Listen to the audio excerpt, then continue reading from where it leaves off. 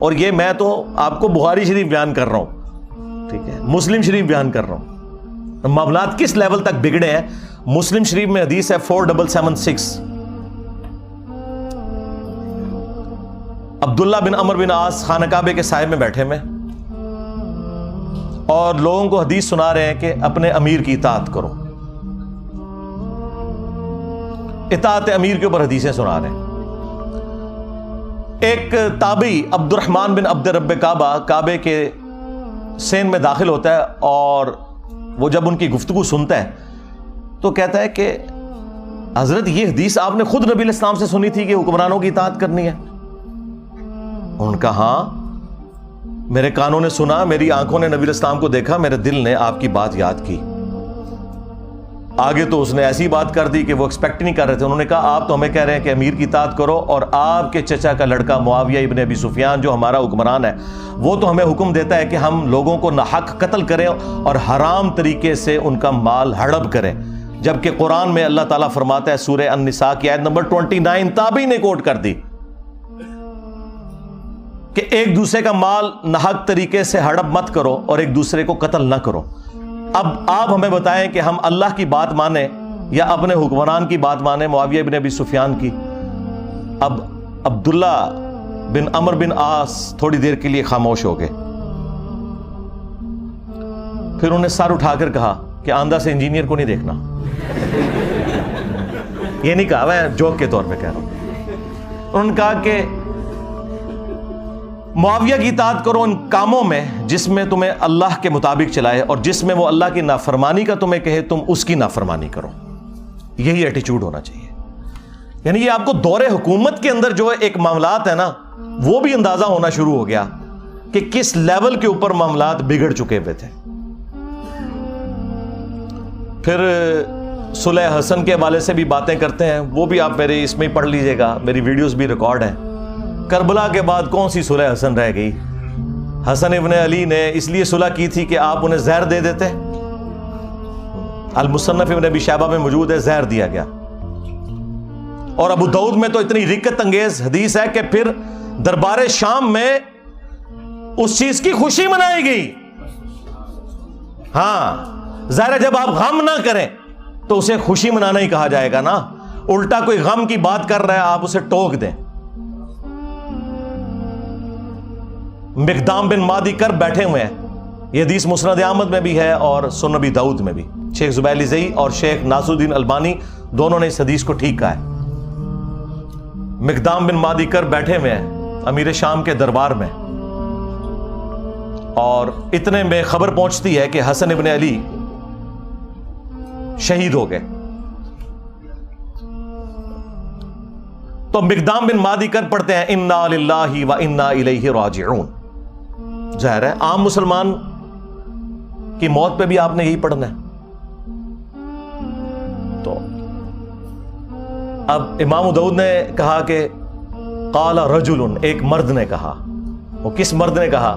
وہ مسند احمد میں ہے، قال معاویہ، معاویہ نے کہا تم حسن کے مرنے کو مصیبت سمجھتے ہو؟ اللہ اکبر۔ جب شاہ صاحب یہ بات کر رہے ہوں تو شاہ کے وفادار تو ایک ہاتھ آگے جائیں گے۔ وہاں ایک چمچا بیٹھا تھا امیر شام کا، اس نے کہا حسن تو ایک آگ کا انگارہ تھا جسے اللہ نے بجھا دیا۔ نعوذ باللہ۔ اس جملے کا مطلب آپ سمجھتے ہیں کیا ہے؟ یعنی حسن کے ساتھ ظاہر ہے یہ ایک پیس ٹریٹی اور صلح حسن ہوئی ہوئی تھی، کچھ شرائط تھیں، تو آگ کا انگارہ اس لیے تھا کہ کسی بھی وقت ان شرائط کے ٹوٹنے کے اوپر حسن قیام کر سکتے ہیں، جو ان سے ہم نے وعدہ خلافیاں بھی کی ہیں اتنی زیادہ، سوائے ایک خمس ملتا تھا، باقی تو کوئی بھی شرط پہ عمل نہیں ہوا۔ تو حسن آگ کا ایک انگارہ تھا جسے اللہ نے بجھا دیا۔ اب یہ بات حضرت مقدام بن مادی کرب نے جب سنی تو انہیں تو لگ گئی آگ۔ انہوں نے کہا کہ معاویہ تم نے مجھ سے ایسی بات کی ہے جس سے مجھے تکلیف ہوئی ہے، اللہ کی قسم میں اس وقت تک یہاں سے نہیں اٹھوں گا جب تک تمہیں بھی اسی طرح تکلیف نہ دوں۔ اور معاویہ اگر میں سچ بولوں تو میری تصدیق کرنا، اور اگر جھوٹ بولوں تو کہہ دینا کہ میں جھوٹ بول رہا ہوں۔ پھر انہوں نے کہا کہ اے معاویہ، کیا اللہ کے نبی علیہ السلام نے یہ نہیں فرمایا تھا کہ چیتوں اور درندوں کی کھالیں ان کو پہننے، ان کو اوڑھنے سے کیا اللہ کے نبی علیہ السلام نے منع نہیں فرمایا تھا؟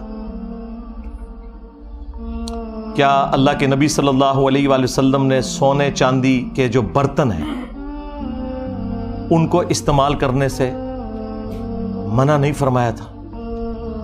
اب وہ جو حرمت والی چیزیں وہ گنواتے چلے گئے اور حضرت معاویہ تصدیق کرتے چلے گئے، اور اینڈ پہ پتا انہوں نے کیا بولا؟ انہوں نے کہا یہ سارے حرام کام تیرے گھر میں ہو رہے ہیں، ٹھیک ہے، یعنی تیرے اپنے گھر کی حالت یہ ہے اور تو حسن ابن علی کے بارے میں بات کر رہا ہے۔ اور پھر انہوں نے ایک جملہ بولا کہ میں حسن کی موت کو مصیبت کیوں نہ جانوں کہ اللہ کے نبی علیہ السلام اپنے زانوں پر ایک طرف حسن ابن علی کو بٹھاتے تھے، دوسری طرف حسین ابن علی کو، اور کہتے تھے حسن مجھ سے ہے، حسین علی سے ہے۔ اب یہ ساری کی ساری عزت افزائی انورٹڈ کاماز میں جب کروائی امیر شام نے، تو انہوں نے کہا مقدام مجھے پتا تھا میں باتوں میں تم سے نہیں جیت سکتا، اور پھر انہوں نے کہا کہ لاؤ مال و دولت مقدام کو بھی دو، ان کے ساتھیوں کو بھی دو۔ تو مقدام کو جو انہوں نے گفٹ دیے وہ وہی انہوں نے غریب لوگوں میں ادھر ہی تقسیم کر دیے۔ بعد میں پھر امیر شام نے پوچھا کہ وہ گفٹس کا کیا بنا، تو انہوں نے کہا کہ مقدام نے تو سب کچھ یہیں پہ تقسیم کر دیا۔ تو انہوں نے پھر ان کی تعریف کی کہ ہاں مقدام تو پھر مقدام ہے نا، یعنی وہی جو حکمرانی کی مجبوریاں ہیں جڑی ہوئی وہ مجبور کرتی ہیں۔ کہاں بنو عباس نے شیعان علی کو استعمال کیا بنو امیہ کو الٹنے کے لیے، اور جب حاکم بنے تو بنو امیہ سے بھی زیادہ مظالم کرنے شروع کر دیے۔ کیوں؟ یہ بس ایک کرسی کا تقاضا تھا، یہ جس کے نیچے جاتی ہے نا اس کے اندر وہ ساری خرابیاں پیدا ہونا شروع ہو جاتی ہیں۔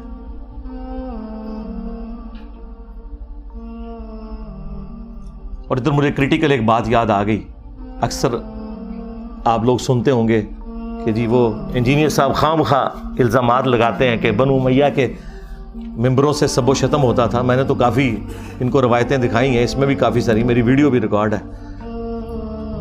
ایک مسلم کی حدیث جو بخاری میں بھی موجود ہے، وہ سارے کے سارے پول کو کھول دیتی ہے ان کی۔ اس کا کچھ حصہ بخاری کے اندر ہے اور تفصیل اس کی مسلم کے اندر موجود ہے، اور مسلم شریف میں اس کو سپورٹیو ایک اور حدیث بھی موجود ہے۔ اسی کے اوپر میرا خیال ہے میں اکتفا کرتا ہوں۔ میں نے تو کہا تھا کہ میں نے برکت حاضری لگوانی ہے نا اس موقع کے اوپر، تو وہ لگوا لوں۔ آپ کو پتا ہے کہ تقی عثمانی صاحب نے امیر شام کے دفاع کے اوپر ایک جھوٹی کتاب لکھی ہے اپنے زوم میں مودودی صاحب کے رد پہ، اور اس میں انہوں نے عجیب و غریب باتیں لکھی۔ ان میں سے ایک یہ لکھی کہ یہ حضرت علی پہ سب و شتم کرنا کوئی ثابت نہیں۔ ایک روایت بخاری میں ملتی ہے، اس میں بھی سب کا لفظ ہے اور سب کا مطلب تنقید ہوتا ہے، اور یہ جملہ انہوں نے ساری دیوبندی عوام کو رٹوا دیا۔ بھائی اگر یہ تو انہوں نے جان بوجھ کے کیا ہے تو پھر تو منافقت کی ہے، یہ تو بہت بڑا حکم ہے، ہم نہیں لگاتے، ہم یہ کہتے ہیں کہ انہیں پتہ نہیں ہوگا، یعنی وہ اس ٹاپک پہ جاہل تھے۔ تو یہی تو ہم کہہ رہے ہیں کہ علماء جاہل ہیں، ہاں، کیونکہ اگر جاہل نہیں مانیں گے پھر منافق ماننا پڑے گا کہ اگر پتا تھا تو جان بوجھ کے ایسا جھوٹ کیوں بولا۔ یہ سیم حدیث مسلم کے اندر موجود تھی کہ آل مروان میں سے ایک بندہ مدینے کا گورنر بنا، اور اس نے شیعان علی میں سے سہل ابن سعد الساعدی کو بلایا ممبر پر اور کہا کہ آپ حضرت علی رضی اللہ تعالیٰ عنہ کے اوپر سب کرو، اور جب انہوں نے انکار کیا تو کہا کہ چلو تم یوں کہہ لو لعن اللہ ابو تراب، نعوذ باللہ، ابو تراب پر لعنت ہو، نعوذ باللہ۔ یہ بنو امیہ ابو تراب نام کو نا حقارت کے طور پر مٹی والا، تو حضرت سہل ابن سعد نے کہا لگایا، انہوں نے کہا کہ علی تو اس نام سے بڑے خوش ہوتے تھے، یہ تو نبی علیہ السلام نے ان کی کنیت ابو تراب رکھی ہوئی تھی۔ تو وہاں پہ الفاظ ہے لعن اللہ ابو تراب، یعنی ابو تراب کہنا اور لعنت کے ساتھ، یہ کہتے ہیں سب کا مطلب تنقید ہے، تو امام مسلم نے سب کا ترجمہ خود کر دیا ہوا ہے یہ بتا کے یہ لعن اللہ ابو تراب کہتے تھے۔ اب تک عثمانی صاحب نے اگر جان بوجھ کے یہ روایت چھپائی ہے مسلم کی 6229 تو منافقت کی ہے، لیکن یہ بہت بڑا شرعی حکم ہے۔ ہم اس نے ظن رکھتے ہیں کہ ان بیچاروں کو پتہ ہی کچھ نہیں، جس طرح ان کے بڑوں کو کچھ نہیں پتا تھا۔ اب آ جائیں وہ حدیث 6220 امیر شام کے دربار میں حضرت سعد ابن ابی وقاص کو امیر شام کہتے ہیں کہ تجھے کون سی چیز روکتی ہے؟ الفاظ امر معاویہ، معاویہ نے حکم دیا تو سعد ابن ابی وقاص نے کہا کہ میں کبھی بھی علی کے اوپر سب یعنی کہ لعنت نہیں کروں گا، کیونکہ دوسری حدیث میں لعنت کے الفاظ موجود ہیں۔ تو انہوں نے کہا تمہیں کون سی چیز روکتی ہے کہ تم ابو تراب کے اوپر سب نہیں کر رہے؟ ابو تراب، اور یہ وہابیوں کا جو ابا ہے نا ابن تیمیہ، اس نے اس روایت کو منہاج السنہ میں کوٹ کیا ہے اور اس نے خود مانا ہے، اس نے فلنگ دی بلینکس کیا ہے کہ ماموں نے حکم دیا تھا سب کروانے کا، ان کا ابا مان کے گیا۔ اب یہ پتہ نہیں کیوں نہیں اپنے ابے کو مانتے، مسلم شریف میں لکھا ہوا تھا۔ تو حضرت سعد نے کہا کہ میں نے 3 باتیں علی کے بارے میں ایسی سنی ہے کہ مجھے ایک بھی مل جاتی نا سرخ اونٹوں سے بہتر تھا۔ سن معاویہ،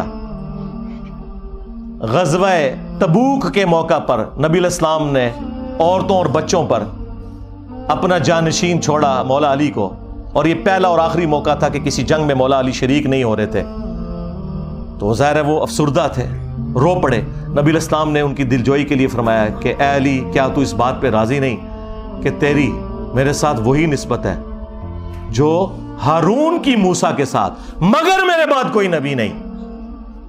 اس کا مطلب آپ کو پتا ہے کیا ہے؟ 2 مطلب۔ قرآن میں حضرت موسیٰ علیہ السلام کے سب سے قریبی ساتھی کون تھے؟ ان کے بھائی ہارون، اور وہ پیغمبر بھی ہوئے۔ اس اعتبار سے نبی علیہ السلام کا سب سے قریبی ساتھی کون ہوا؟ سیدنا علی۔ لیکن چونکہ ختم نبوت ہے اس لیے وہ نبی نہیں ہے، امتی نبی بھی نہیں ہے۔ تو اگر مولا علی امتی نبی نہیں ہے تو غلام احمد قادیانی دجال تھے، شاہی کوئی نہیں۔ یہ حدیث ختم نبوت کے اوپر بھی پیرا دے رہی ہے، صرف مولا علی کی شان بیان نہیں ہو رہی، ختم نبوت پہ بھی پیرا دینے والی حدیث ہے۔ سن معاویہ، دوسرا موقع خیبر کا، نبی علیہ السلام نے فرمایا کل میں اس شخص کے ہاتھ میں جھنڈا دوں گا جو اللہ اور اس کے رسول سے محبت کرتا ہے اور اللہ اور اس کا رسول اس سے محبت کرتے ہیں۔ ہم پوری رات ایڑیاں اٹھا کے دیکھتے رہے کہ وہ خوش نصیب کون ہے، بلکہ مسلم میں تو الفاظ ہیں، حضرت عمر کہتے ہیں مجھے پوری زندگی اس بات پہ رشک رہے گا علی کے اوپر کہ وہ جھنڈا مجھے کیوں نہیں ملا، علی کو مل گیا، اس سے پہلے مجھے کبھی خواہش نہیں پیدا ہوئی تھی۔ صبح نبی علیہ السلام نے حضرت علی کو بلایا، ان کو آشوب چشم تھا، اپنی مبارک لعاب دہن ان کی آنکھوں پہ لگائی، شفا ہو گئی، اور پھر انہیں روانہ کیا اور خیبر میں فتح ہوئی۔ اور تیسرا موقع جب نجران کے کرسچنز آئے نبی علیہ السلام کی بارگاہ میں، سب دلائل سامنے رکھ دیے، پھر بھی وہ ہٹ درمی پر اترے، تو آیت مباہلہ نازل ہوئی، ندعو ابناءنا ابناءکم ونساءنا ونساءکم وانفسنا وانفسکم ثم نبتہل فنجعل لعنت اللہ علی الکاذبین۔ اے نبی ان سے کہو اپنے بیٹوں کو لے آؤ، ہم بھی اپنے بیٹوں کو لے آتے ہیں، تم بھی اپنی عورتوں کو لے آؤ، ہم بھی اپنی عورتوں کو لے آتے ہیں، تم خود آ جاؤ، ہم خود آ جاتے ہیں، اور پھر اوپن میدان میں اللہ کے حضور دعا کرتے ہیں کہ جھوٹوں پہ اللہ کی لعنت ہو۔ اور نبی علیہ السلام نکلے مولا علی، حسن، حسین اور فاطمہ کو لے کر، حالانکہ آپ کی 9 بیویاں تھیں، ان کو نہیں لے کر آئے، وہ بھی اہل البیت ہے، لیکن یہ اسپیشل پروٹوکول۔ اور کہا اللہم ہؤلاء اہل بیتی، اے اللہ یہ میرے اہل البیت ہیں۔ یہ 3 فضائل دربار شام میں بیان کیے حضرت سعد ابن ابی وقاص نے، اس بات کی دلیل پر کہ میں مولا علی پہ کبھی بھی سب و شتم نہیں کروں گا۔ امام نووی جو ہے نا اہل سنت میں، اس کی آخری کوشش ہوتی ہے کسی طریقے سے نا بنو امیہ کے اوپر پردہ ڈالے۔ یہاں اس نے پتہ کیا پردہ ڈالنے کی کوشش کی، اس نے کہا کہ وہ اصل میں میر شام یہ کہہ رہے تھے کہ مجھے کوئی علی کے فضائل سناؤ، کیونکہ یہ لوگ گالیاں دیتے ہیں، میں ان کو قائل کروں۔ حالانکہ واضح الفاظ تھے امر معاویہ، معاویہ نے حکم دیا اور سعد نے انکار کیا۔ چلیں جھوٹ تو پکڑا جاتا ہے۔ یہ سیم حدیث خصائص علی والے چیپٹر میں سنن نسائی الکبریٰ میں اسی سند کے ساتھ مسلم شریف والی سند کے اوپر موجود ہے۔ اس میں آگے الفاظ ہیں، سعد ابن ابی وقاص کا بیٹا کہتا ہے پھر جتنے دن حضرت معاویہ مدینہ شریف میں رہے حضرت علی کی تنقیص کا ایک جملہ اپنی زبان سے نہیں نکالا. میرے باپ نے اس طرح کا ڈانٹا تھا ان کو، تو پتہ چل گیا کہ ڈانٹا تھا. بلکہ اسی کتاب میں خصائص علی والا جو چیپٹر ہے سنن نسائی الکبریٰ کا، سعد ابن ابی وقاص کہتے ہیں کہ اگر یہ لوگ بنو امیہ کے لوگ میرے سر کے درمیان آرا رکھ دیں اور مجھے یہ کہیں کہ تیرے 2 ٹکڑے کر دیے جائیں گے، تو علی کے بارے میں کوئی غلط جملہ اپنی زبان سے نکال تو میں اپنے 2 ٹکڑے کروا لوں گا. میں علی کے بارے میں ایک جملہ بھی ایسا نہیں بولوں گا ان کی تنقیص کا جو کچھ میں نے رسول اللہ سے اپنے کانوں سے علی کی شان میں سن رکھا ہے. صلو علی محمد وآل محمد، اللہم صلی علی محمد وعلی آل محمد واصحاب محمد وازواج محمد اجمعین الی یوم الدین.